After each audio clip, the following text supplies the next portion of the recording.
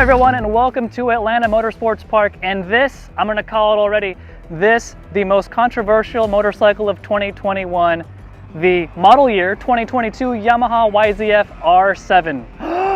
How dare they call it the R7? Well, before we get into what this bike is, let's first talk about what the new R7 is not. This is not a replacement for the legendary R7 OW02 of the early 2000s.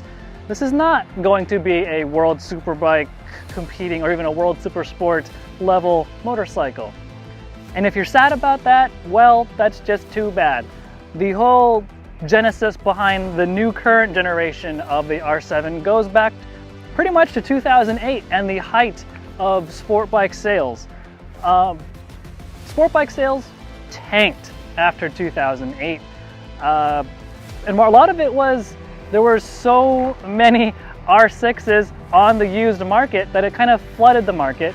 At the same time, a new R6 was creeping up higher and higher in price, almost rivaling that of the R1, which kind of came around to like, well then why would I buy a new R6 when I can either buy an R1, which many people shouldn't have done, or they can buy a used R6 for cheap. Yamaha did focus groups, conducted a lot of focus groups, which may, be that death word for some of you, but in those focus groups, an overwhelming majority of people who rode sport bikes or sporty bikes, and even R6s in this case, came to some conclusions. They wanted a sporty looking bike, they wanted affordability, and when they asked, why not just pick up an MT-07 or something, was because they wanted that racy-ish look.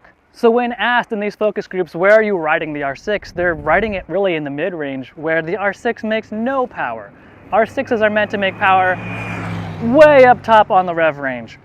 So Yamaha realized the formula for the successor to the R6, if you want to call it that, even though Yamaha doesn't call it that, we all are going to call it that. The formula goes, you need a racy looking bike, you need affordability, and you need mid-range usable power. Well, fortunately for Yamaha, they have an engine in the MT-07 that is just that, has usable, fun, exciting power that's not peaky like the R6 was, and they've got that chassis that, let's just say it, it's cheap. And what they came up with was this. The 2022 YZF R7 at $9,000, actually $8,999, but who's counting? So now we've covered what the R7 is not and the history behind the R7. And at this point you're wondering, if you're still watching and you're probably pissed off, this is not an R7, sorry, but this is the bike we've got, and it's a damn good, fun motorcycle. Here's the package we have here. Yes, this is the frame and the swing arm from the MT-07. With some choice differences though. The actual rake angle is steeper than the MT-07.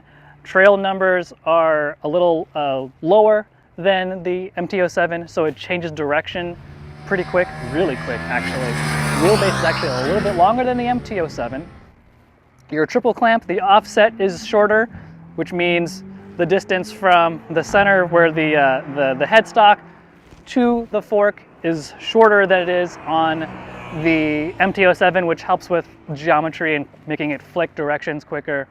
Obviously, you've got the inverted fork, and then these side plates down here are stiffer than on the MT-07 for more torsional rigidity. One of the complaints with the MT-07 was it was a wet noodle when you were trying to, really ride it hard and fast. The change with the side plates, the inverted fork, the triple clamp, offset, all help towards making that more rigid feeling that people wanted from the R7. You also got the radial brakes. You've got a radial Brembo master cylinder, the first time that's been done on a Yamaha. But the engine itself, pretty much the same engine that you'd find in the MT-07, except for one key detail. It has an assist and slipper clutch. So actually that means, in addition to banging off downshifts sloppily, if you are that kind of person without much fear of the rear end getting crazy on you, that also allows lighter clutch springs, so the actual pull on the clutch is really light. And then, to top it all off, This is actually the narrowest R bike in the Yamaha family. R1, R3, even the R6. This is narrower than all of those bikes. And if I sit on it, like, it just feels super narrow between my thighs, and I can still get into a tuck and put my chin right here in this little divot. Narrow, but still has plenty of room to move about and, you know, do those sporty, racy sport bike things that people like to do on these kinds of bikes. So we've got all that covered. This particular bike and the bikes we're riding today all have the optional $200 quick shifter, which you should just go out and buy if you're really going to buy one of these things. Quick shifters are just money. The unfortunate thing, though, is it doesn't work if you choose to do the race shift, GP shift, reverse shift pattern, however you want to call it, because of the strain gauge and yada yada yada. Point being, standard shift, quick shifter, it works great in that one direction.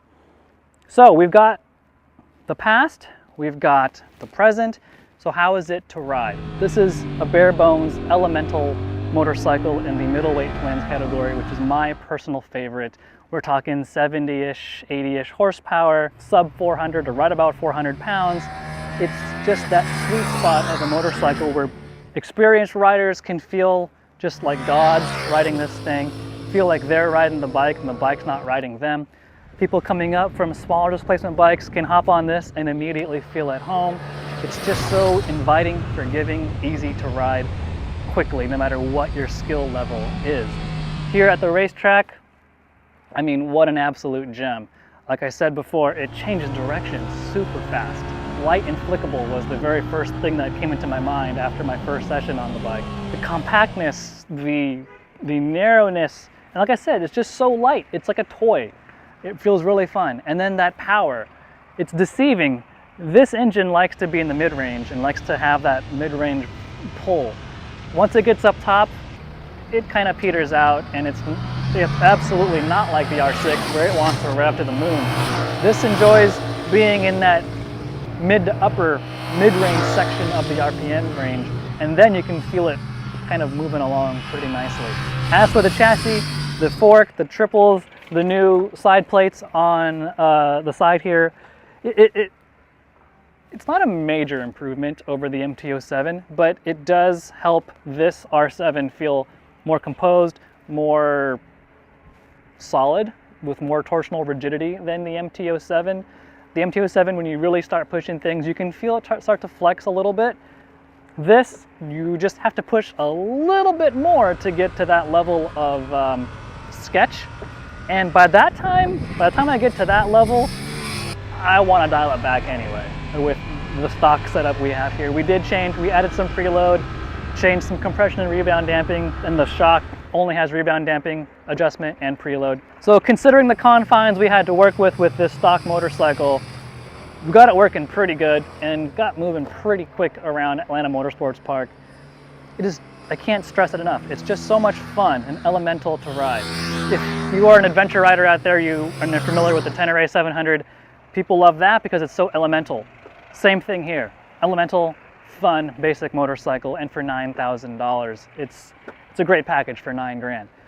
That said, there's some things I don't like about it. Number one, it's still got rubber brake lines, so you get hard on the brakes and you get a squishy lever. Meh, you know, that's easily fixed. The ABS on this bike does not shut off. There's no button for that. There is a way to pull it, to turn it off. Requires some fuses and removal of them, and the legal team might not like it I say that, but we didn't do that here. So you really have to be mindful of how you ride the bike so you don't engage the ABS, because once you do, things get kind of squirrely. The LCD gauge cluster under direct light, it's kind of hard to read. That said, the way it looks in itself, it's really sophisticated, so it does look nice in that way. There's no TC on this bike, there's no ride modes. It's all right here in the wrist, and you get all the power all the time. There's no changing any of it, which is kind of nice, just to have a really cool, basic, solid bike. And yeah, that wraps things up with the R7. If you're sad or mad about the R7 name, well, that's just too bad. The likelihood is you've probably never ridden an R7 anyway, the original one, and that was 20 plus years ago. It's time to get over it and move on. This new R7 is kind of what Yamaha's hinging on to carry that super sport lineage into the next generation of motorcycle riders. And in that regard, you know, today's current crop of 20-year-olds or whatever who are kind of tight on money, but want a cool sporty package, the R7 for 9 grand is a really good place to look. So there you have it, my quick thoughts on the 2022 Yamaha YZF R7. I'll have more to say in the written, typed out form at motorcycle.com.